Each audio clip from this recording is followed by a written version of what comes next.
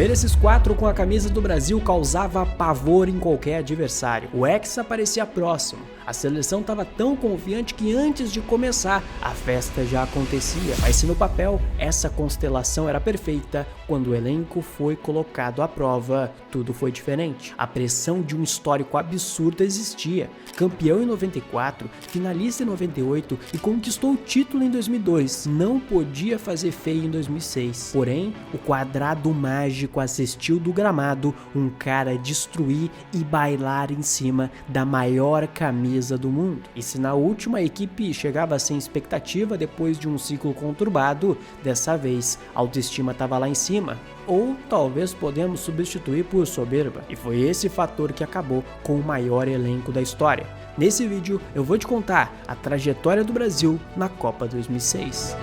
Depois do título incontestável do Penta em 2002, a era Felipão teve vida curta. Disputou alguns amistosos e recebeu um convite para assumir a seleção de Portugal. A CBF resolveu chamar Carlos Alberto Parreira, com muita experiência com a seleção e com Copas do Mundo. Foi treinador do Kuwait na Copa de 82, dos Emirados Árabes em 90 e da Arábia Saudita em 98. E o mais importante, tetracampeão mundial em 94. Conhecia a Copa e a seleção como poucos. Para fechar a comissão, o velho Lobo Zagallo foi escolhido como auxiliar técnico. E sim, em 2002, o ciclo foi marcado por mudanças no comando, polêmicas na convocação, incerteza por conta de lesões. Dessa vez, tudo ocorreu com muito mais tranquilidade. Se na última Copa a classificação veio apenas na última rodada das eliminatórias, agora o Brasil dominou de ponta a ponta. Apenas 2 derrotas e um ataque ultra efetivo.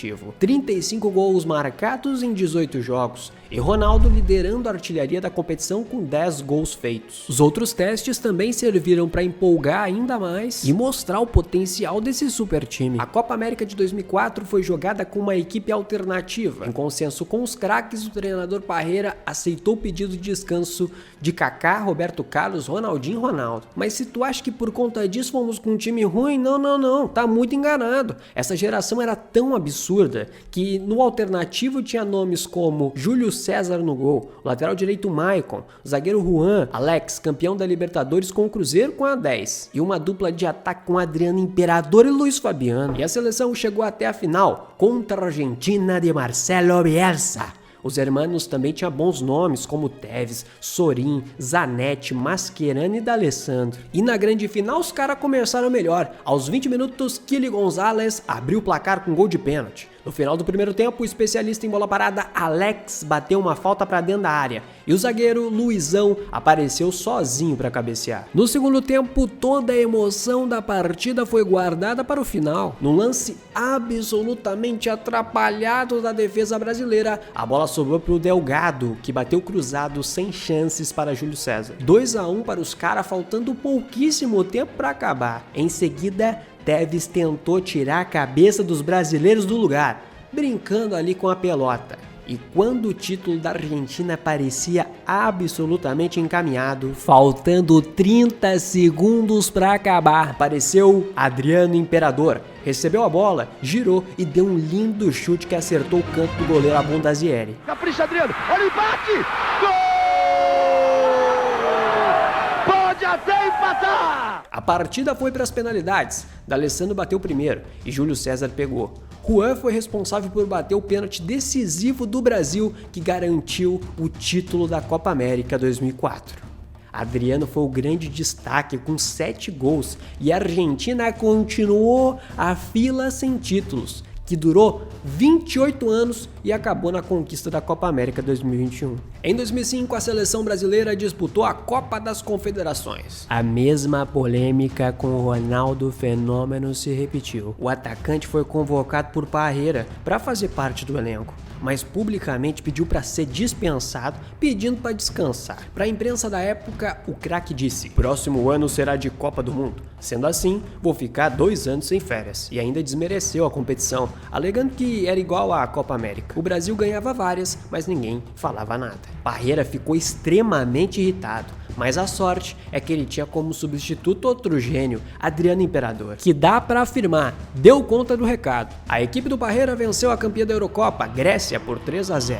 Em seguida, perdeu para o México e empatou com o Japão. Na semifinal contra a Alemanha, jogão absurdo, 3-2 para o Brasil, com 2 do Imperador e 1 do Ronaldinho. Mais uma vez chegamos na final contra a Argentina. E agora não teve pênalti, gol no sofrimento, nada disso. O Brasil amassou os argentinos na final, com uma goleada de 4-1, com o famoso quadrado mágico brilhando. Um gol do Kaká, outro do Ronaldinho e 2 gols do Adriano, que mais uma vez foi o artilheiro da competição. Quando o R9 não estava presente, o Robinho era quem completava o chamado quadrado. Segundo título em 2 anos, e em primeiro nas eliminatórias. O time que foi campeão mundial em 2002 só melhorava, tanto nas atuações como nos nomes à disposição. Se prepara para ouvir a convocação do Parreira para 2006. No gol, Dida, Júlio César e Rogério Ceni, Cafu e Cicinho na lateral direita, e Roberto Carlos e Gilberto na esquerda. Juan,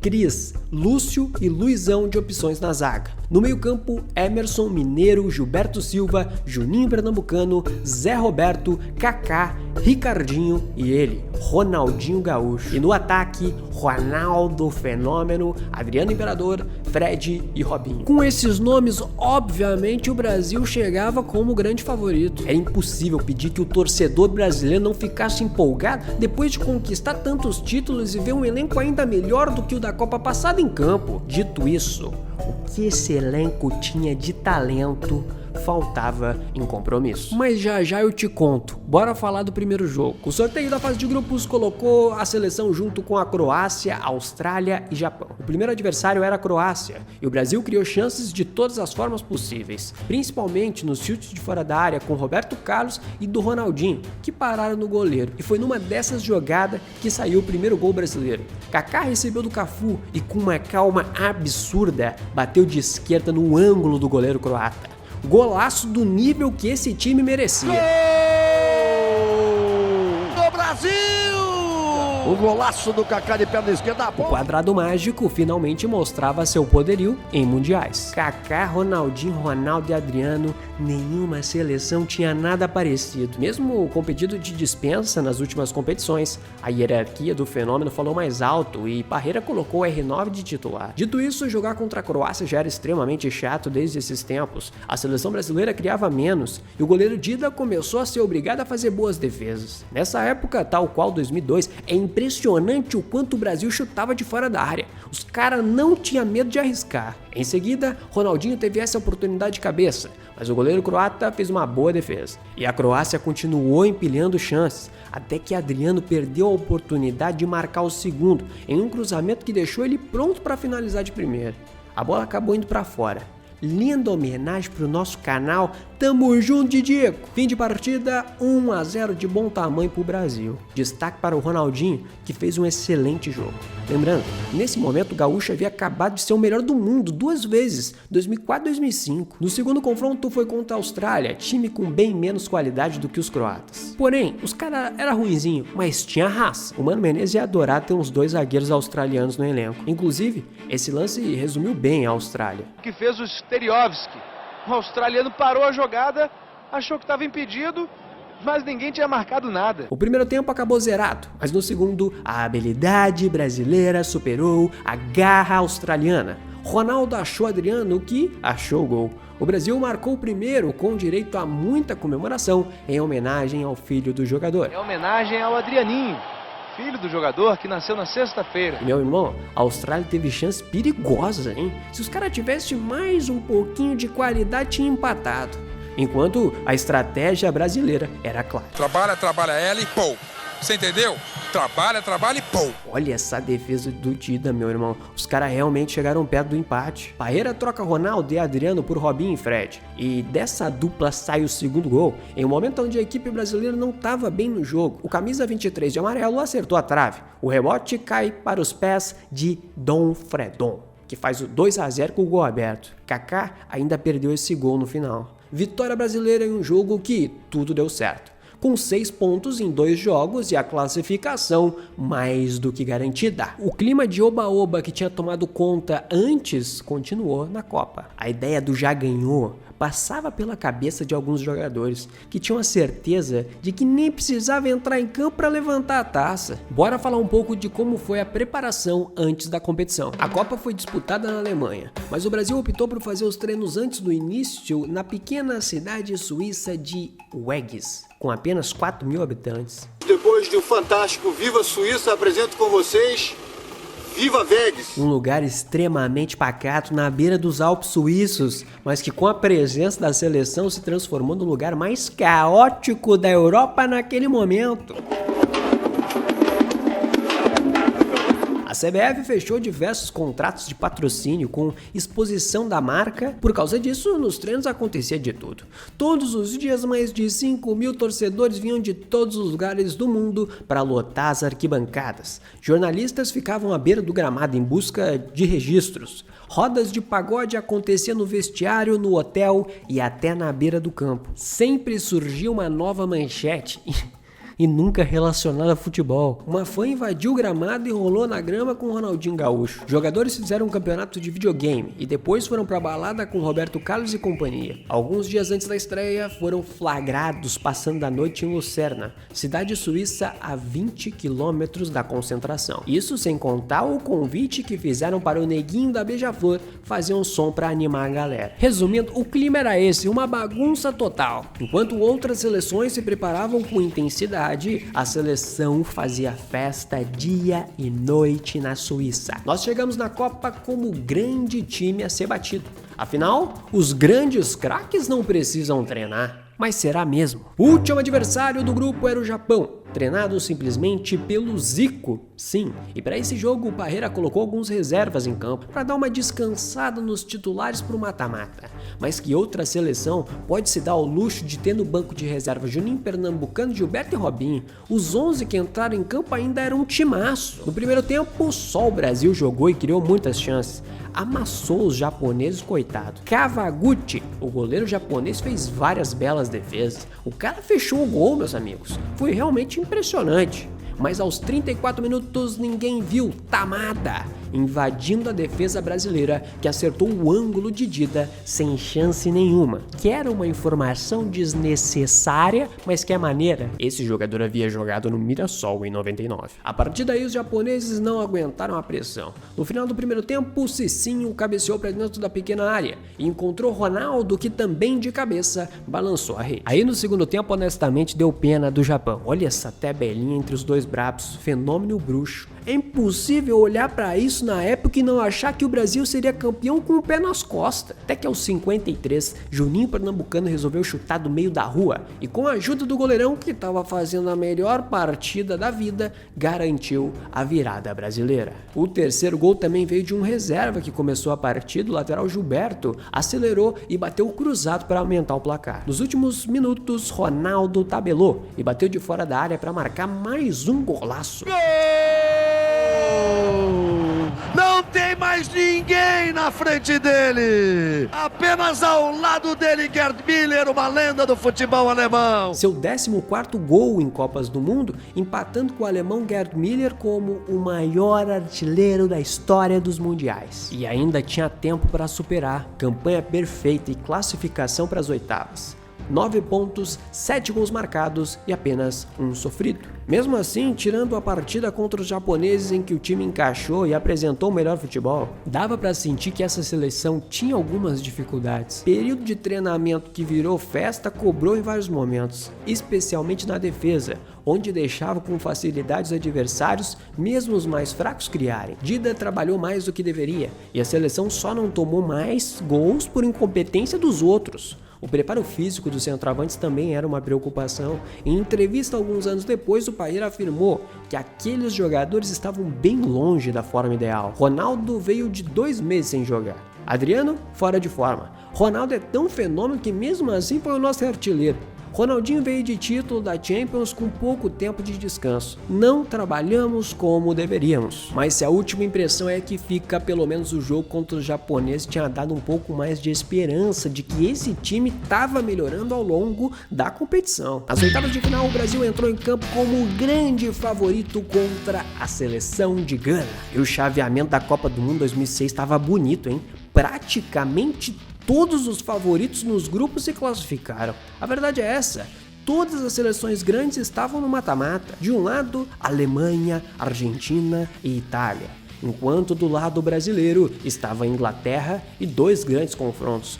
Portugal contra a Holanda e Espanha versus a França. Mas antes de te contar como foi as oitavas, se você tá curtindo o vídeo, deixa seu like e se inscreve aí no nosso canal. Gol perdido para mais histórias perdidas como essa. Vale dizer, meu nome é Neto e eu também quero agradecer os números e o carinho que estamos recebendo nos últimos conteúdos postados. Muito maneiro, principalmente dessa série que estamos fazendo sobre o Brasil nas Copas. Tá dando pra perceber que vocês estão curtindo. Valeu mesmo, obrigado, tamo junto. O time titular voltou completinho, com a mesma formação dos primeiros jogos. Estava tudo muito bem desenhado. Dida no gol, Cafu na direita, Lúcio e Juan na zaga, Roberto Carlos na lateral esquerda. Abrindo o meio campo, Emerson e Zé Roberto. E aí o quadrado mágico começando com Kaká e Ronaldinho, enquanto Ronaldo e Adriano estavam na frente. Cara, só uma pausa. Chegava a ser esculacho, meu. Que time absurdo de bom. É inacreditável termos perdido. Só com 5 minutos de jogo, o Kaká pifou o Ronaldo na cara do gol, que pedalou, driblou o goleiro e empurrou pra dentro para marcar seu 15º gol em Copa do Mundo e se tornar o maior artilheiro da história.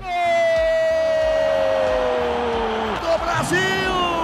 Recordista absoluto de gols em Copa do Mundo. Mais um recorde quebrado pela seleção brasileira de futebol, que só foi quebrado na Copa de 2014, em uma situação que é melhor nem lembrar. E que golaço, né? O R9 era acostumado a fazer isso. Hoje em dia parece que a gente não vê mais gols dessa forma, pedalando na frente do goleirão.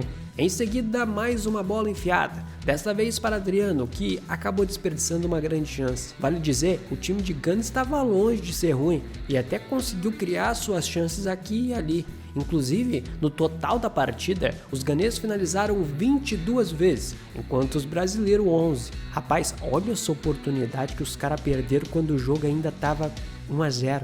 Mas o Brasil também chegou com Ronaldinho e Lúcio, o jogo tava lá e cá. Aos 34 minutos, mais uma boa chance para Gana. Nessa hora aí, o coração brasileiro já tava na boca, até que aos 41, o Dida faz uma defesaça.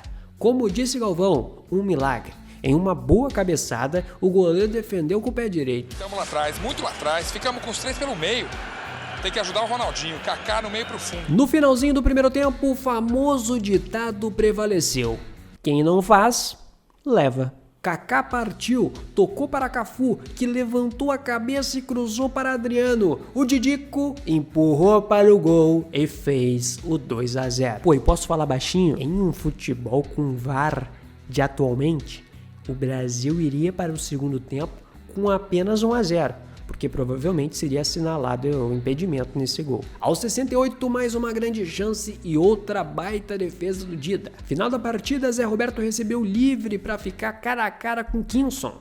O meio-campista encobriu o goleirão e marcou com gol aberto. Excelente passe do Ricardinho. Detalhe, o Zé acabou junto com o Dida sendo eleito um dos melhores da partida. Jogou fino. Aos 87, o Ronaldo ainda teve essa oportunidade para aumentar seu recorde em Copas, mas Kinson defendeu. Fim de papo, 3-0 e a seleção brasileira estava nas quartas da Copa do Mundo de 2006. O resultado talvez enganou um pouco. O Brasil mereceu a classificação, sim, mas a Gana foi valente e teve várias oportunidades. Lembrando, 4 anos depois, na Copa 2010, essa seleção africana foi até as quartas de final, perdendo só para o Uruguai naquelas fatídicas penalidades. Meus amigos, agora é hora do filho chorar e a mãe não ver. O próximo adversário era simplesmente a França.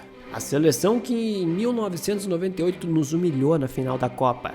3-0, um baile, show de Zidane. E também, o craque do Brasil, Ronaldo, não tinha boas lembranças quando o assunto era enfrentar os franceses. Mas desta vez era diferente. O R9 estava 100%.